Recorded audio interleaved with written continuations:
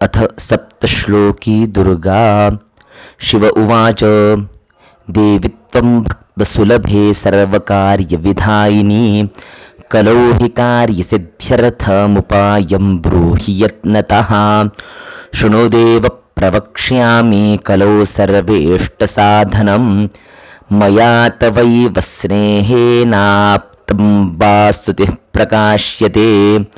ॐ अस्य श्रीदुर्गा सप्तश्लोकी स्तोत्रमन्त्रस्य नारायण ऋषिः अनुष्टुप्छन्दः श्रीमहाकाली महालक्ष्मी महासरस्वत्यो देवताः श्रीदुर्गा प्रीत्यर्थं सप्तश्लोकी दुर्गापाठे विनियोगः।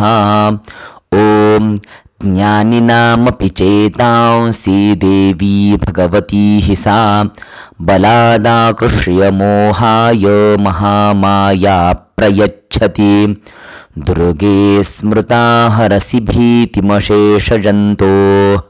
स्वस्थै स्मृता मतिमतीव शुभान् ददासि। दारिद्र्यदुःखभयहारिणिका त्वदन्या सर्वोपकारकरणाय सदार्द्रचित्ता। सर्वमङ्गलमाङ्गल्ये शिवे सर्वार्थसाधिके शरण्ये त्र्यम्बके गौरी नारायणि नमोऽस्तु ते।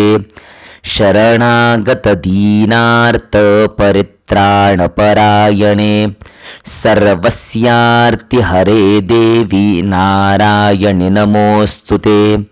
सर्वस्वरूपे सर्वेशे सर्वशक्तिसमन्विते भयेभ्यस्त्राहि नो देवी दुर्गे देवी नमोऽस्तु ते। रोगानशेषानपहंसि तुष्टा रुष्टा तु कामान् सकलानभीष्टान् त्वामाश्रितानान्न विपन्नराणां त्वामाश्रिता ह्याश्रयतां प्रयान्ति।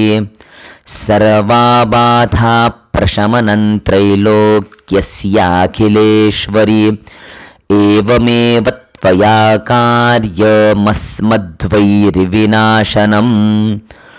ॐ